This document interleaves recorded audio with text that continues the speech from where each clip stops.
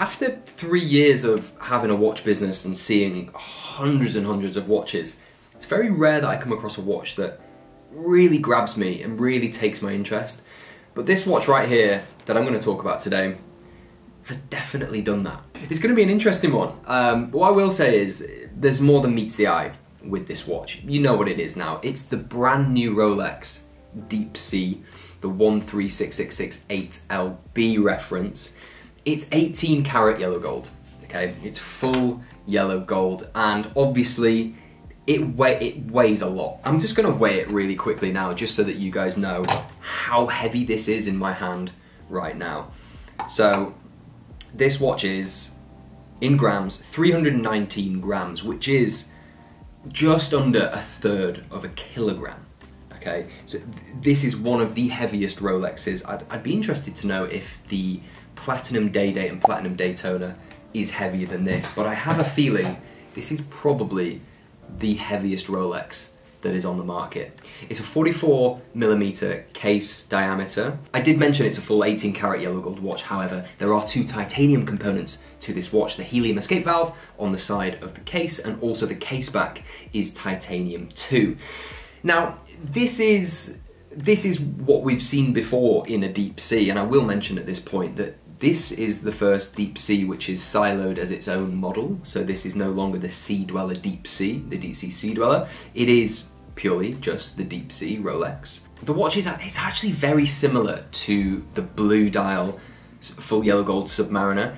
It has that same sort of blue pop. The dial on this is referred to as the blue lacquer dial. Rolex do lacquer dials very, very well. I did have a day date recently which was the green lacquer, and it's a beautiful, beautiful variation of Rolex dials. I do love this. But like I said, it is very similar to a bluesy, a full yellow gold bluesy. The crystal on a Deep Sea is thicker than on a Submariner, and the reason for that is because this needs to be able to withstand pressure much, much greater than what a Submariner would.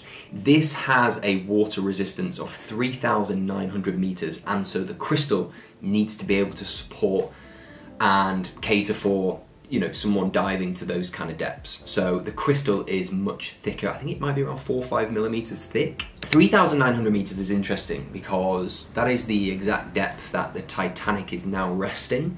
I don't know if Rolex have done that deliberately, but quite an interesting point. For reference, the Mariana Trench, which is the deepest part of the ocean, is around 11,000 meters. So while this can go to a crazy depth, Rolex aren't quite there. Did the Deep Sea Challenge go to the Mariana Trench? I need to fact check that. I'm gonna put on screen yes or no, but I'm pretty sure Rolex have gone to the bottom of the ocean. But this, anyway, this cannot.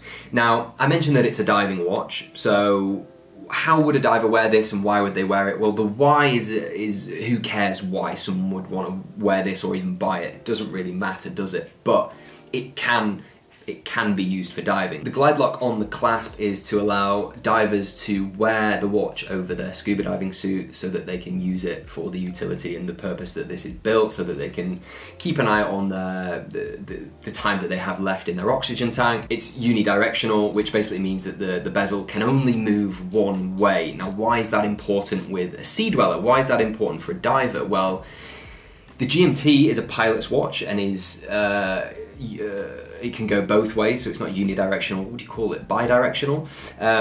It can go both ways because you can set quicker a second time zone, but with this, a diver needs to know exactly how much time they have left in their oxygen tank.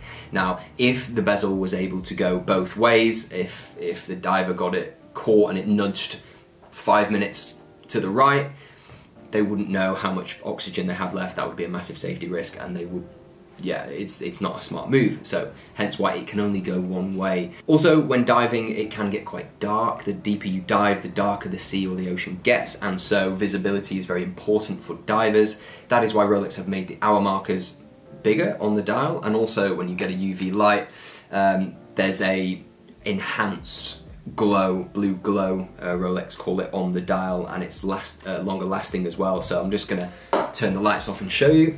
So if I get a UV light and put it here onto the watch, we know that Rolexes do this. But this watch in particular will have a much, much brighter, vivid and longer lasting blue glow. It's purely for visibility underwater, makes the dial clearer to read. So yeah, a pretty smart thing to do by Rolex. The watch is available, and obviously you can get this from the AD. It's quite a difficult watch, I would imagine, to get from the AD. I don't think Rolex are going to produce many of these. At retail at the moment, this will set you back £47,500, which I'm pretty sure is probably one of the most expensive gold sports Rolexes on the market in their catalogue, especially without diamonds. It's not cheap. It's not a cheap watch, which then kind of leads me on to my next question about this watch, which was like, who would want to buy this and why? And again, the why is not that important, but who would want to buy this? Well, it's for a larger person. It's probably going to be for a guy. Let's just say that. I'm not being sexist here, but it's probably going to be worn by a guy, and a bigger guy as well. If I put this on my wrist now, and just to show you how large the watch actually is, it protrudes significantly off the top of my wrist. It quite clearly doesn't fit my wrist. It overhangs on both sides.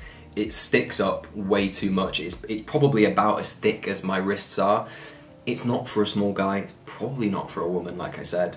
So it's going to be for a bigger person. Now, in terms of the kind of guy and the kind of lifestyle, it's going to be someone that is obviously able to afford to wear this, and perhaps has the luxury of being able to buy a watch like this.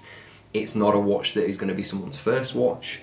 I would imagine, I don't think someone would buy this as like a daily or a first watch. I think it's going to be the kind of person that maybe has a boat or a yacht somewhere in Europe and may like to spend a lot of time sailing the seas, and would wear this to jump in the water from time to time. You know, it can go almost 4,000 meters below sea level, but let's be honest, it's probably not going to go any lower than 4 meters.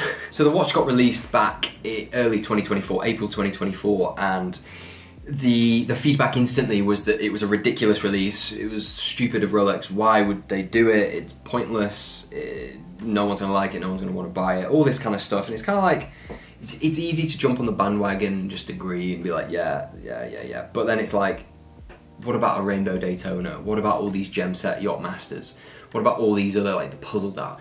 Nothing makes, well, a lot of Rolex watches don't make sense to begin with, and then they kind of do over time, and I think this might just be one of them. It's not for everyone, but there are a small subset of people that are gonna like this. What about the guys that love their James Cameron watch and love precious metal watches? This is that watch for them. When you actually get a watch in your hand, your perception and your opinion of the watch changes pretty quickly, and that is exactly what this Deep Sea has done for me.